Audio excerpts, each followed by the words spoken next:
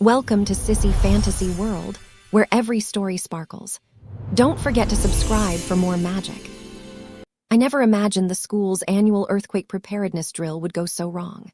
One moment, alarms screamed through the halls. The next, I was swept into a crowd rushing toward the lower levels.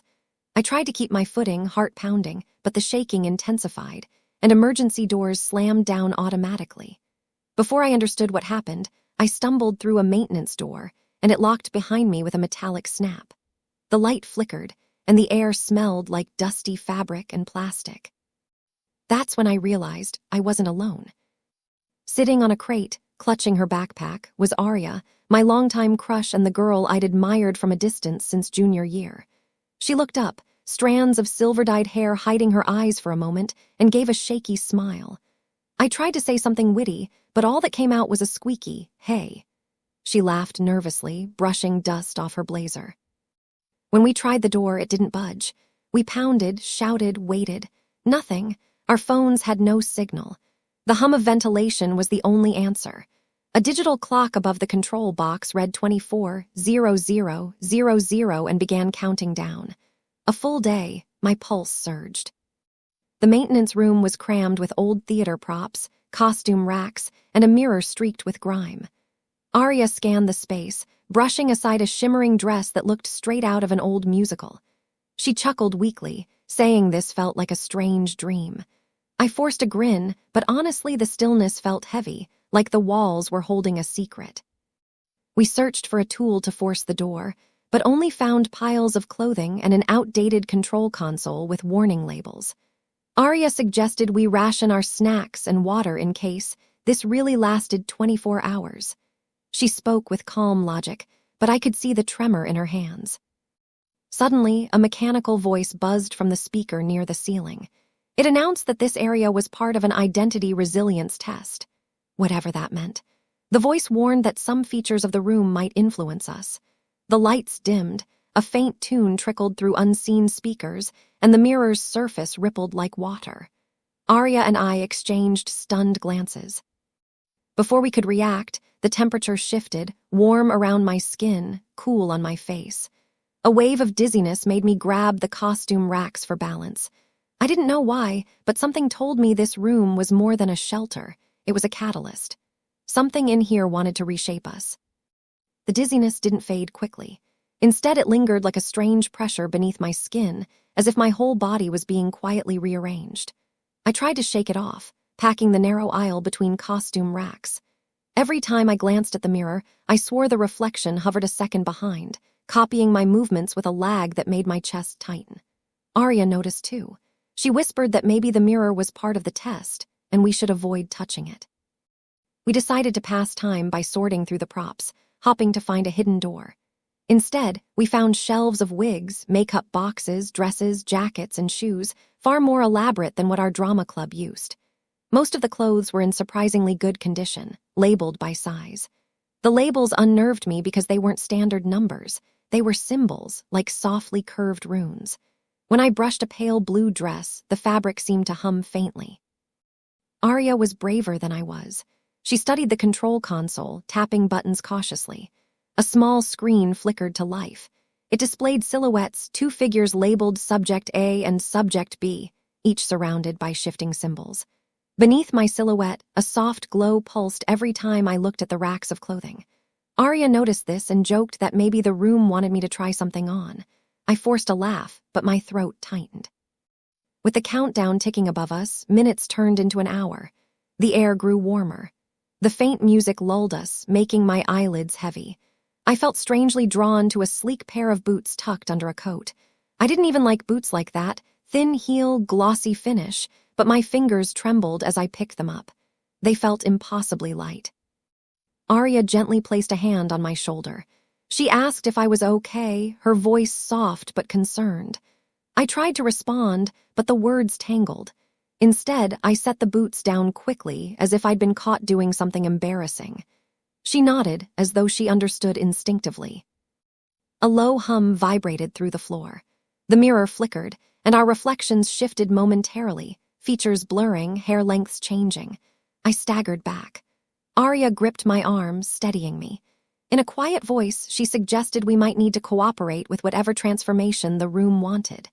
It sounded absurd, but the mirror's pulsing glow made refusal feel dangerous. I didn't know whether to laugh or scream, but Arya's calm steadiness gave me an anchor. She guided me back to the racks and suggested we treat this like a puzzle. Maybe the safest way out was to move forward instead of fighting. The idea sounded strange, yet the mirror's glow brightened slightly, almost as if it approved. Arya reached into a trunk and pulled out a navy dress shirt, white slacks, and a tailored vest. Each piece looked expensive, smooth as river stones. She inspected the symbols embroidered inside the collar. The runes pulsed when she held them near me, then dimmed when she moved them away. She raised an eyebrow, half teasing, half concerned. I swallowed and took the vest, surprised how naturally it slid between my fingers. As I slipped it on, warmth washed over me like sunlight. My shoulders relaxed and my racing thoughts quieted. The vest adjusted to my frame, not too loose, not too tight. I shivered, feeling fabric shift and cinch at my waist, lending a shape I'd never had before. Arya's eyes widened, her lips parted in a gentle gasp. She said I looked different, softer somehow. I blushed, staring at the ground, unable to explain the flutter in my chest. The mirror rippled again. Our reflections changed just slightly. My neck looked smoother, my features finer, as though someone was carefully revising them. Each tiny shift felt like a soft nudge rather than a jolt. It wasn't painful, just uncanny, like a draft brushing over skin. When Arya encouraged me to keep going, I hesitated. But her voice was so kind, and the air seemed to guide my hands. I selected a long, cool blue button-down with sleek cuffs. As I pulled it on, the sleeves flowed into place like living cloth. I felt my torso subtly reshape, lines becoming gentler. My heartbeat stumbled, quickened, then settled in a strange calm. I caught Arya's reflection in the mirror too. A faint shimmer danced around her, hinting that the room might touch us both. She gave a small, confident smile, as if to say we would face this together.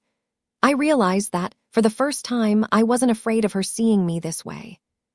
The room felt still for a moment, as though waiting for our next move. The clock above the console ticked down with a soft digital sigh. 21:47:12.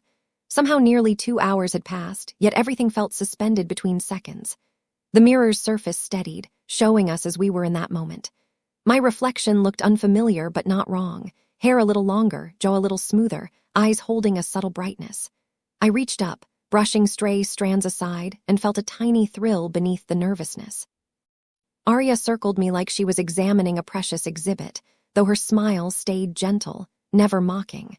She teased that I could pass for someone entirely new, and though I tried to laugh it off, a part of me wanted to believe her. She found a slim belt and suggested I try it.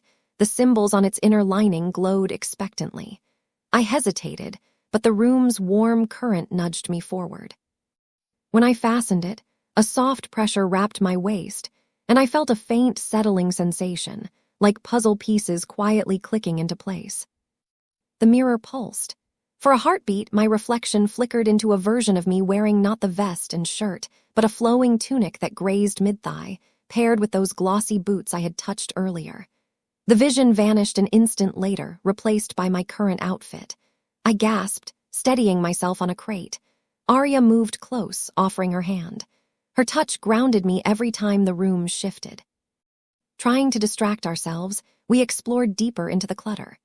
Behind a stack of prop suitcases, we found a soft trunk with folded garments tied by ribbon.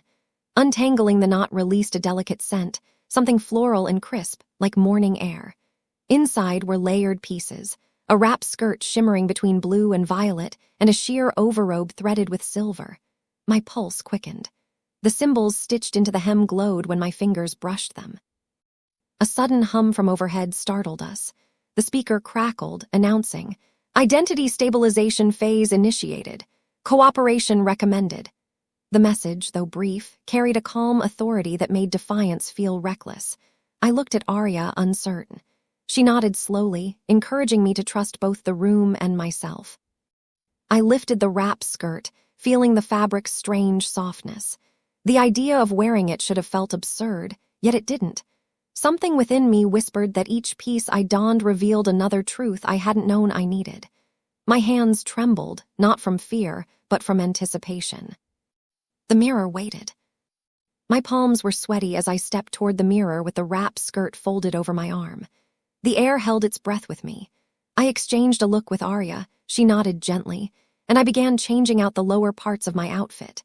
The skirt felt impossibly light, like woven mist, but it settled against me with precise grace. As I tied it, the runes near my fingers warmed, then cooled, leaving a tingle that climbed up my spine. I expected embarrassment, but instead felt an unexpected relief, as though I had been walking with stones in my pockets and someone had finally taken them away. I met my reflection cautiously. The changes were subtle but undeniable. My shape was becoming softer, more fluid, and the outfit seemed to enhance these shifts rather than cause them. My hair had lengthened past my jaw, brushing my shoulders in gentle waves. Arya stepped beside me, her expression full of curiosity and calm. She adjusted a loose strand at my temple, and I felt a swirl of gratitude. Standing there with her, I wasn't thinking of appearances as something to hide. They were simply unfolding, like a story told in fabric and breath. The lights dimmed, then brightened. The mirror's edges shimmered, pulling our reflections slightly forward, as if allowing us to see possibilities just beyond the surface. I thought I glimpsed another version of myself, wearing the sheer overrobe, hair tied loosely, eyes clearer than ever. The image flickered and stabilized into the present. The robe still lay in the trunk behind me, waiting. Arya suggested that maybe we were meant to meet ourselves in stages. I liked that thought. Less like transformation was being forced on me, more like a conversation between who I had been and who I could be. Her voice sounded steady even though her hands shook a little. She admitted she was scared too, but she believed we were safe together. I took the overrobe and slipped it around my shoulders. Its silver threads whispered as they settled along my arms. A gentle pressure traced my collarbones, then radiated outward, like the room was learning me and offering back recognition. The mirror brightened. I felt seen, not judged, just quietly understood. The digital clock ticked, 19:03:55, almost 5 hours left. The speaker crackled again, announcing that emotional crystallization had begun. Arya and I exchanged startled looks. What emotions were being crystallized? The room seemed to gather our breaths, listening. First, I thought emotional crystallization was just another eerie phrase, but gradually I felt it. Memories surfaced with unusual clarity. Not painful, just sharper. I remembered being a kid, sneaking into my cousin's room, fascinated by the way fabric flowed, how color could change a person's presence. I remembered hiding that curiosity, fearful someone would misunderstand. Now, wrapped in the silver-threaded robe, I felt those memories soften, as if a gentle hand brushed dust from them. Arya watched me closely, her voice quiet but certain. She said it looked like I was coming into focus, like the person I'd been holding back was finally stepping forward. My throat tightened. Her insight landed softly but deeply. I nodded, not trusting my voice. We sat on a pair of old wooden crates, our knees almost touching. The air hummed faintly, and time felt strange, fast and slow in the same breath. Arya confessed she'd always admired how I carried myself, even when I tried to blend in. She said she noticed every time I hesitated before speaking, every time I laughed too quietly. She admitted she'd wondered what I was holding inside, and now she felt like she was watching that inner light emerge. I didn't know what to say except thank you.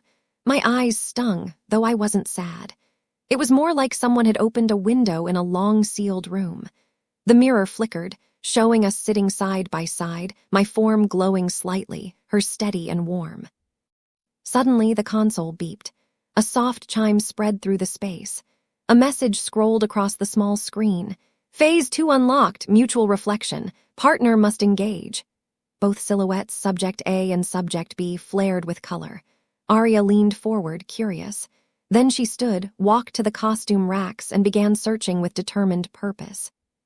She emerged holding a forest green jacket embroidered at the cuffs. It wasn't particularly feminine or masculine. It simply had presence. When she tried it on, the runes pulsed faintly.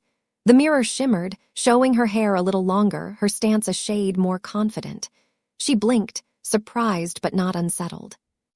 We faced the mirror together, both changed in quiet ways. A cool breeze circled our ankles like the room approved of the harmony forming between us. The clock ticked, 17, 20, 12. Time was moving, but I no longer felt trapped. Instead, it seemed the room was guiding us toward something true. I breathed in, steady and full. I wasn't sure who I would be when we left, or what shape the next hours would take, but next to Arya, I felt ready to find out. The console's soft chime faded, leaving a quiet that felt almost sacred. I stood beside Arya, watching our reflections settle into clarity. My appearance had changed further. My hair now brushed my shoulders in soft waves, and my features looked calmer, more at ease. Arya, meanwhile, radiated an energy I'd never seen before, as though she'd shed invisible weight. Her eyes glowed with a steady confidence that made the cramped room feel wider. She stepped away from the mirror, running her fingers along the silver-threaded sleeve of my robe. She said that whatever was happening wasn't just costume. It was revealing parts of us we never let surface. I agreed quietly. The room hummed, acknowledging. We decided to explore every corner, in case the mutual reflection phase required more than clothing. Behind a stack of lighting gels, we found a wooden chest carved with swirling patterns. It opened with a soft puff of cool air, revealing a set of hair ribbons, bracelets, and small brooches shaped like leaves and tiny moons. Each piece glimmered, but none looked gaudy. They seemed designed to encourage expression, not demand attention. Arya lifted a moon-shaped brooch and pinned it gently to the wrap of my robe. The room brightened, as if reacting to her gesture. I felt a subtle shift inside, not a physical change, but an emotional one. A quiet certainty settled in my chest, making my breath feel steady and real. I reached for a leaf-shaped pin and offered it to her. She accepted, fastening it near her collarbone. The mirror pulsed, and we saw our reflections soften around the edges, joining in a shared glow. The speaker above us crackled. "Internal alignment confirmed. Continue." The voice was calm, almost gentle. It didn't feel like a command so much as encouragement. We exchanged small smiles, strangely comforted. As the countdown slipped past 15 hours remaining, the temperature warmed. I felt a pull toward a long, slate-colored sash folded on a shelf. When I wrapped it around my waist, it settled like it belonged, anchoring me. Arya whispered that I looked whole. I felt the words echo inside me. The mirror brightened again, showing us not as two separate figures but standing in quiet symmetry. I reached out, unsure if the glass would remain solid. The surface felt cool but welcoming. As my fingertips grazed it, a ripple spread across the reflection. The console chimed again, displaying a new message. "Step forward together." We looked at each other, hearts unsteady but hopeful. Whatever waited ahead, neither of us was alone. The instruction, "Step forward together," lingered in the air as I stood before the shimmering mirror. My heartbeat thudded in my ears, matching the subtle vibration underfoot. Arya offered her hand without hesitation, and I took it, feeling a warmth flow between us. We stepped toward the mirror in unison. Instead of cold glass, we felt a gentle resistance, like pressing into the surface of a calm lake. For a tense moment, the reflection wavered, our images stretching slightly, then pulling back into focus. It felt as if the mirror were scanning us, testing our balance, not in posture but in trust. The warmth around our hands pulsed softly.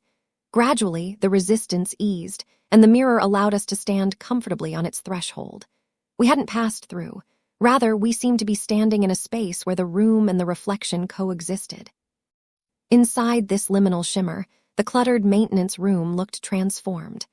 The racks of costumes and props appeared clearer, organized by color and weighted with meaning. The silver-threaded robe over my shoulders glowed faintly, while Arya's leaf-shaped pin glinted. We sensed that this stage wasn't about changing further, but about acknowledging the changes we had made. A new message scrolled across the console. "Verbal affirmation required. Speak truth."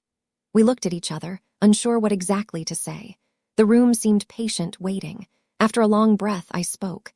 My voice shook, not from fear but from honesty breaking through. I said that, for the first time, I wasn't trying to hide who I might be. I admitted that the soft lines of my reflection felt strangely right, as though I'd been walking toward this moment without knowing.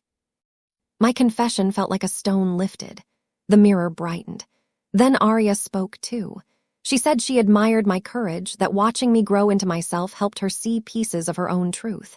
She confessed she had spent years trying to appear strong, and now, standing here, she felt she could simply be. Her voice trembled with relief. The console chimed softly as though it approved.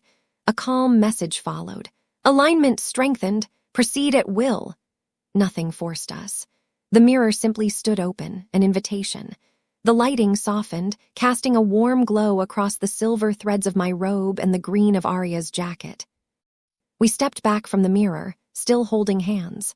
The surface settled into ordinary reflection, though our images looked steadier, grounded. The countdown read 12, 32, 49. We still had hours left, but the room felt far less like a trap and more like a guide, one that believed we could finish what we had started. We set out to explore again, feeling lighter. Behind a narrow utility shelf, we discovered another trunk, smaller than the others and wrapped in a faded satin ribbon. The moment my fingers brushed it, I felt a quiet hum, less intense than before, but steady. Arya nodded, urging me to open it. Inside lay a pair of soft gloves, slender and dark, stitched with subtle symbols that faded as I looked. They matched nothing and everything at once, as though they were meant for whoever I was becoming. I slipped them on and felt the fabric mold perfectly to my hands, like a promise. The gloves settled over my hands with a quiet certainty, the material cool at first, then warming slowly, like it recognized me. I flexed my fingers, surprised at how natural they felt, as though they had been waiting just for this moment. Arya watched intently, her eyes shimmering with a steady pride that softened the corners of her already gentle expression.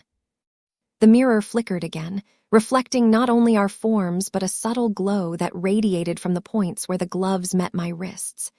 As I lifted my hands, I felt a shift, not physical, but emotional, like reaching into the part of myself that had always remained hidden.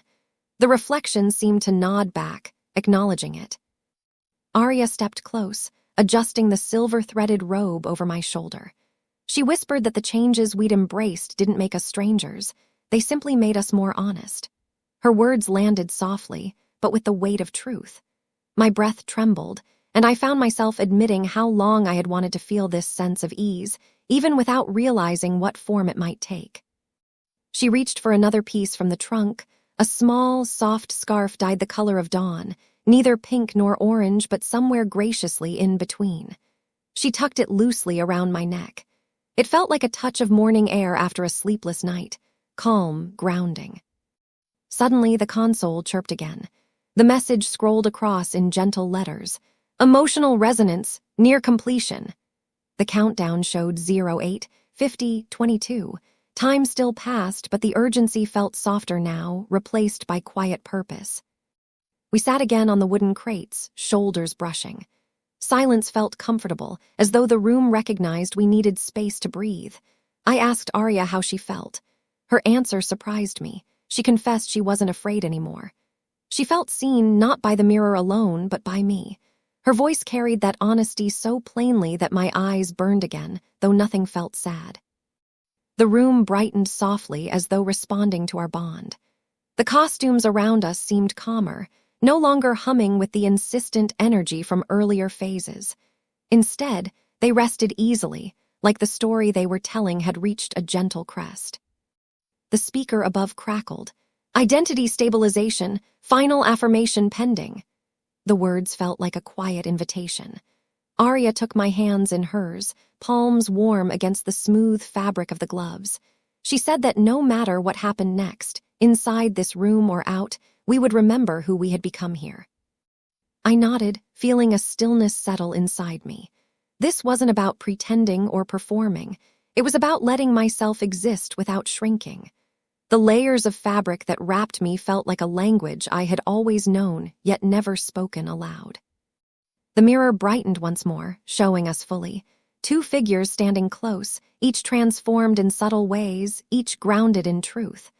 The reflection felt whole, like a story finding its shape. The console chimed softly, a final message appearing. Step to threshold when ready. The mirror's edges shimmered with a quiet calm, no longer pulsing or pulling. We understood that this last step wouldn't force us into anything. it simply waited. Hand in hand, with the silver robe brushing at my ankles and Arya's leaf-shaped pin catching the light, we stood. One step remained. We looked at each other once more, rooted in a new sense of self neither of us had expected, yet both accepted. We stepped toward the mirror together, hearts steady, hands intertwined. The surface felt cool under our palms, like touching glass after rain, yet welcoming, no resistance this time. Our reflections shimmered, then solidified into the final version of ourselves, subtle, true, and fully ours.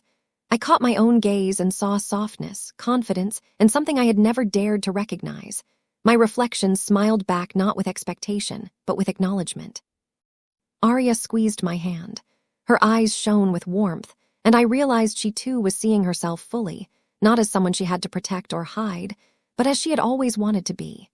The silver robe on me swayed slightly as if the room itself exhaled in relief. My hair, the length and waves, framed my face perfectly. The slate sash around my waist tied everything together seamlessly.